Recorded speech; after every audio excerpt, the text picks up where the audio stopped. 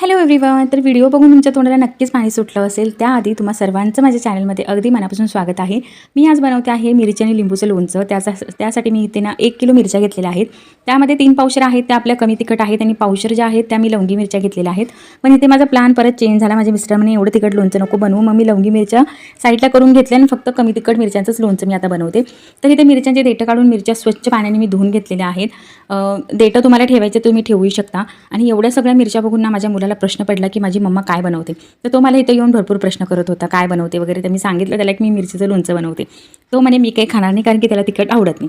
तर एवढं सगळं विचारून तो तिथे निघून गेला. आता मिरच्या स्वच्छ धुतल्याच्यानंतर एक पेपर घ्यायचा, त्याच्यावरती मिरच्या पूर्ण पसरवायच्या आपल्याला आणि छान पुसून घ्यायच्या आहे. कोणतेही लोणचं बनवताना ना की लोणच्याला पाणी नाही लागलं पाहिजे ह्याची काळजी घ्यायची, कारण की पाणी लागलं की लोणचं खराब होतं.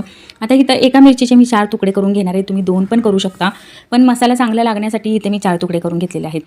आता इथे 5 लिंबू पण मी घेतलेले आहेत. तेही आपल्याला मस्त बारीक छोटे छोटे तुकडे करायचे आहेत. तुम्ही एका लिंबूचे 4 तुकडेही करू शकता, पण मी इथे एका लिंबूचे 8 तुकडे केलेले आहेत आणि तेही आपल्याला मिरचीमध्ये मिक्स करून घ्यायचे आहेत.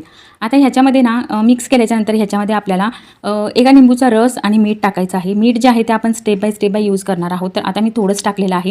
हे आपल्याला छान मिक्स करून घ्यायचं आणि साईडला ठेवायचं आहे. आता इथे आपण मसाला तयार करूया. त्याच्यासाठी मी इथे छोटी वाटी घेतलेली आहे. त्या वाटीच्याच प्रमाणामध्ये सगळे मी मसाले घेतलेले आहेत. फक्त इथे जिरा आणि आपली मेथी असते ना, ते मी कमी प्रमाणामध्ये वापरले आहे. तर राई, बडीशोप वगैरे सर्व जे साहित्य तुम्हाला दिसते ते मी इथं ॲड करून छान आपल्याला ब्राऊन कलर येईपर्यंत छान भाजून घ्यायचा आहे. थंड होईपर्यंत इकडे परत आपण मिरचीला आपले मसाले करूया. तर इथं मी हळद ॲड केलेली आहे. थोडीशी लाल तिखट मिरची तुम्हाला हवी असेल तर, किंवा तुम्ही येलो पण ठेवू शकता. तर मी इथं थोडीशी लाल मिरची पण ॲड केलेली आहे.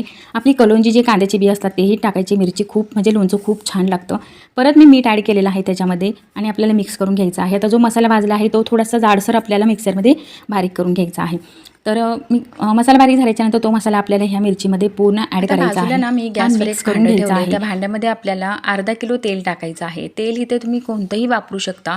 असं काही नाही की तुम्ही राईचंच वापरलं पाहिजे किंवा शेंगदाणा तेलच वापरलं पाहिजे. जेही तुमच्या घरामध्ये अवेलेबल आहे ते तेल तुम्ही या लोणच्यासाठी यूज करू शकता. तर तेल गरम झाल्यावर पूर्ण थंड करून घ्यायचं आहे आणि मगच लोणच्यामध्ये तेल ॲड करायचं आहे. गरम तेल डिरेक्टली ॲड नाही करायचं. आता तेल ॲड केल्याच्यानंतर सर्व मस्त परत मिक्स करून घेऊया आपण. आता 2-3 तास ना हे लोणचं असंच ठेवायचं आहे. नंतर बरणीमध्ये भरायला घ्यायचं आहे. त्याआधी परत छान मिक्स करून घ्यायचं आणि आता आपण लोणचं बरणीमध्ये भरूया.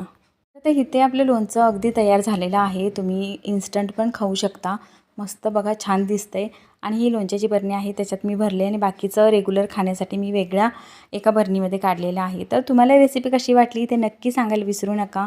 लाईक करा, शेअर करा, सबस्क्राईब करा, इन्स्टाला पण फॉलो करा. बाय.